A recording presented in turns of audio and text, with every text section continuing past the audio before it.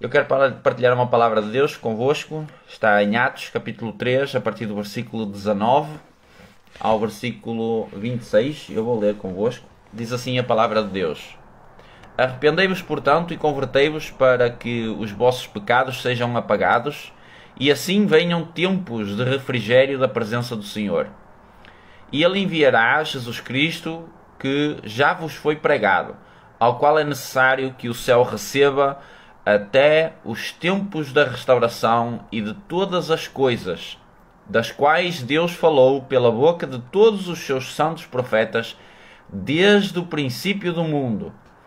Pois, na verdade, Moisés disse aos pais: O Senhor vosso Deus vos levantará um profeta dentre vossos irmãos, semelhante a mim, a ele ouvireis em todas as coisas que ele vos disser. E acontecerá que toda a alma que não escutar esse profeta será destruída dentre o povo. Sim, e todos os profetas desde Samuel, e os que seguiram depois, todos quantos falaram também anunciaram estes dias. Vós sois os filhos dos profetas e do pacto ou aliança que Deus fez com os nossos pais, dizendo a Abraão: E na tua semente todas as famílias da terra serão abençoadas. Ressuscitando Deus a seu Filho Jesus, primeiro o enviou a vós, a fim de que cada um se aparte das vossas iniquidades. Amém? Então, irmãos, o que estava a acontecer aqui? Pedro tinha acabado de dizer ao coxo para se levantar. Ok? Tinha acabado de acontecer um milagre, um sinal. As pessoas estavam... as pessoas viram aquele homem que estava... supostamente deveria estar a pedir junto àquela porta, mas esse homem foi sarado por Pedro. Então, na sequência disso, na sequência desse milagre, ele então vem falar sobre este arrependimento. E eu quero tirar aqui algumas coisas para nós pensarmos. Além do facto de Pedro ter feito um milagre pelo poder do nome de Jesus na vida daquele homem, ele teve a oportunidade, e este dado curioso aqui que eu quero chamar a nossa atenção: por causa desse milagre, ele teve uma oportunidade de pregação. Ok? Por causa do milagre, ele teve uma oportunidade de pregação. Isto que nós lemos agora, basicamente foi aquilo que ele pregou a essas pessoas, que era o povo de Israel, e aqueles que estavam no templo e estavam a assistir, a vivenciar aquilo que tinha acabado de acontecer. E então, digamos assim, que aquele testemunho do que havia acontecido foi uma chave para a pregação da palavra. Por isso é que os sinais, prodígios e maravilhas seguirão àqueles que creem. Ok? Eles seguem àqueles que creem. E se nós estamos a ver poucos sinais, prodígios e maravilhas, é porque não há fé. Então, irmãos, isto ensina-nos uma primeira lição aqui, que é que os sinais, eles servem muitas vezes de chamariz para a pregação do Evangelho. Ok? Então os sinais, eles são importantes, e eu quero ressaltar isso também porque é muito importante, porque abriu caminho para a pregação do Evangelho a estas pessoas. E então houve a oportunidade de o apóstolo Pedro dizer ao povo que estava a ver essa situação, que estavam estupefactos com aquilo que estava a acontecer, e ele diz então: arrependei-vos e convertei-vos para que os vossos pecados sejam apagados, e assim venham tempos de refrigério da presença do Senhor. Quem não gostaria de ter refrigério da parte de Deus na sua alma, no seu espírito, no seu corpo? Nós com certeza gostaríamos de experienciar esses tempos de refrigério. Mas para experienciarmos isso, precisamos do arrependimento, da mudança de mentalidade e da conversão, que é o nosso foco de vida que passa a mudar. E então os nossos comportamentos, as nossas ações, elas vão mudar. E tudo isso sempre precisa de ser acompanhado por fé. Nós precisamos de ter fé para que as promessas de Deus e para que a realidade do reino dos céus aconteça na nossa vida. E também através de nós. Então, a primeira coisa, o arrependimento, irmãos, ele vai gerar acesso ao reino. Ok? Primeiro ponto é que o arrependimento gera acesso ao reino. Então, é aquela ideia de eu estou a olhar para um lado, eu tenho e vivo conforme este padrão, e então eu ouço falar do reino, eu sou confrontado com a minha forma velha de pensar e eu passo para a nova. Então aí chamamos arrependimento, que é mudar de direção. Eu estava a olhar para um lado, eu passo a olhar para o outro lado, que é o reino dos céus. Então isto é o arrependimento, é a conversão, que é trocarmos de, digamos assim, de mentalidade. Nós vamos mudar a nossa ficha, vamos mudar a nossa, o nosso CD, a nossa cassete, como você quiser, a nossa pendrive, qual for a sua linguagem. Vamos mudar então a nossa mentalidade. E isso é a chave de acesso ao reino dos céus. Nós sabemos que Jesus, quando começou a pregar, disse assim: arrependei-vos, porque é chegado o reino dos céus. Então, é chegado o reino dos céus, por isso arrependam-se. Ou seja, olhem para mim que sou o rei deste reino, e então arrependam-se, deixem a vossa vida de pecado, deixem a vossa vida de transgressão e convertam-se, e passem para o reino dos céus, que tem leis, que tem mandamentos, que tem instruções, exortações, confrontações, para nós sermos aperfeiçoados a cada dia. E mais à frente nós lemos então algo mais acerca disto. Ele está a falar sobre o arrependimento e a conversão, para que venham tempos de refrigério. E no versículo 20 ele diz assim: e ele enviará Jesus Cristo, que já vos foi pregado, ao qual é necessário que o céu receba até os tempos da restauração de todas as coisas. Até ao tempo da restauração de todas as coisas, das quais Deus falou pela boca de todos os santos profetas desde o princípio do mundo. Não é desde a lei de Moisés, é desde o princípio do mundo. A Bíblia fala que Enoque é um personagem muito particular, alguém que foi arrebatado. Enoque, a Bíblia diz que profetizou acerca destes dias, ou seja, estava a falar dos tempos futuros, da volta de Jesus, da Jerusalém Celestial. Então, nós percebemos que aquilo que vem sendo profetizado desde o princípio, com ações como, por exemplo, Abel, a oferta de Abel foi aceita, ou seja, aquilo já falava de uma oferta maior. Nós lemos isso em Hebreus, que fala sobre todas essas pessoas que morreram na fé e que já estavam a profetizar acerca daquilo que ia acontecer no futuro. Então, aqui este versículo 21 ele é muito importante porque fala da restauração de todas as coisas. E o arrependimento que nós falamos inicialmente, ele vai gerar acesso ao reino. E esse reino tem um rei que vai restaurar todas as coisas. Por isso é que a Bíblia diz que vão haver novos céus e nova terra. Porque vai haver uma restauração de todas as coisas. Amém? E essa restauração de todas as coisas está a falar de quê? Da volta de Jesus, o dia que nós aguardamos, a volta de Jesus. Na oração do Pai Nosso diz lá: venha o teu reino. Significa que o reino dos céus, o Rei Jesus que neste momento está nos céus, ele vai descer juntamente com todo o exército dos céus e vai implementar o seu reino definitivamente aqui na terra.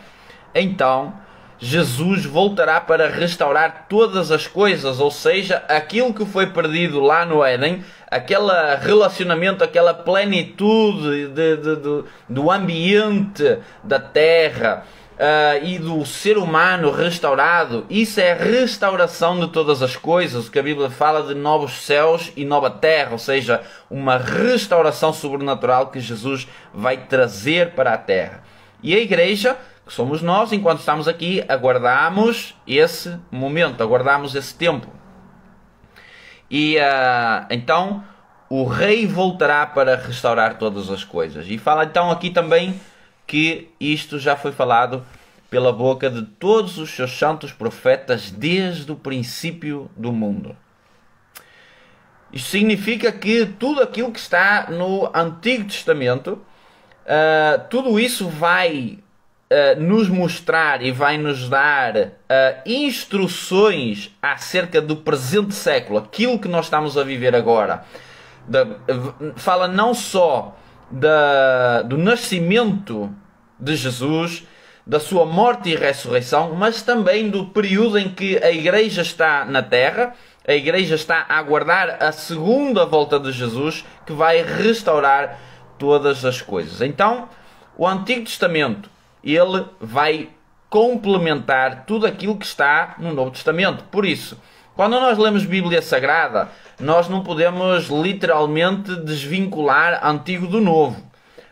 Quando nós falamos Antigo e Novo, significa que é uma forma de nós percebermos que a partir do nascimento, da morte e ressurreição de Jesus, há um pacto ali, há uma nova aliança, que no fundo é a conclusão da antiga aliança, que vai centrar todas as coisas na pessoa de Jesus, e que nós hoje continuamos aliançados nessa nova aliança, hoje. Então, quando nós pensamos Antigo Testamento e Novo Testamento, não é uma divisão literal, tipo, não tem nada a ver uma coisa com outra. Tem, porque todas as coisas estão ligadas, todas as coisas que estão no Antigo Testamento, as figuras, aquilo que os profetas anunciaram, tudo isso vai centralizar e tudo isso vai mostrar aquilo que é a pessoa de Jesus e o cumprimento das Escrituras. Jesus veio cumprir aquilo que já estava escrito. Por isso é muito importante nós, ao longo do tempo, conhecermos toda a Palavra de Deus, porque nós vamos ver em todos os lugares da Bíblia, vamos ver a figura de Jesus Cristo, vamos ver, por exemplo, em Abraão, quando Abraão recebe a ordem de Deus para sacrificar Isaac. Ali já era uma figura do sacrifício de Jesus Cristo, do Filho de Deus. Então já era uma figura de algo que ia acontecer. Então por isso que Abraão foi um homem de visão, um homem de fé, e foi justificado pela fé, porque ele estava na obediência a Jesus Cristo. Ele já, através da revelação de Deus, ele já ia percebendo e já ia conseguindo visualizar, que fala em Hebreus capítulo 11, a nova Jerusalém, a Jerusalém celestial, que também faz parte dessa restauração de todas as coisas. Versículo 22 diz assim: na verdade, Moisés disse aos pais: o Senhor vosso Deus vos levantará um profeta dentre vossos irmãos, semelhante a mim. A ele ouvireis em todas as coisas que ele vos disser. Então, Moisés está a apontar para um profeta que viria, que é o nosso Senhor Jesus Cristo, e ele diz assim ao povo: olha, lá na frente, quando esse profeta vier, vocês vão ouvir aquilo que ele fala.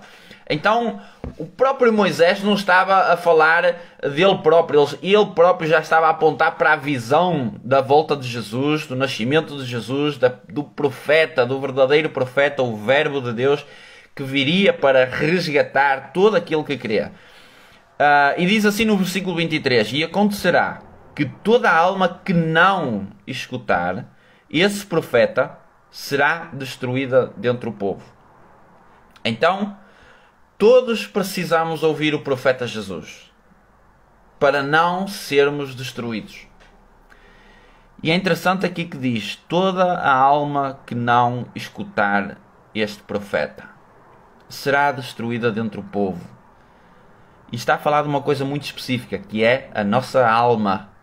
A alma é onde estão os nossos sentimentos, onde passam também os nossos pensamentos, as nossas memórias, tudo isso está na alma.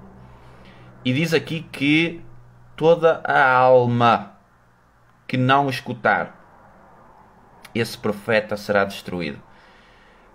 As vozes que nós temos muitas vezes dentro da nossa alma, as memórias, as frustrações, as mágoas que nós temos, que precisamos de nos libertar, elas são necessárias serem curadas pelo Espírito Santo para nós podermos ouvir as instruções do Mestre, as instruções de Jesus. Por isso é que nós precisamos de tratar a nossa alma, porque na nossa alma é como se fosse um género de filtro. É onde nós vamos filtrar as coisas boas e as coisas más.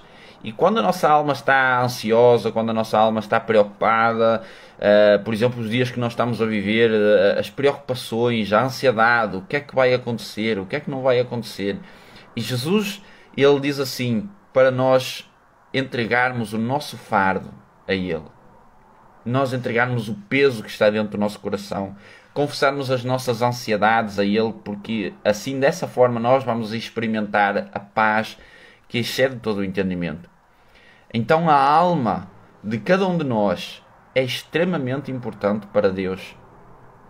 A Bíblia diz que a minha alma e a sua alma vale mais do que todas as riquezas do mundo.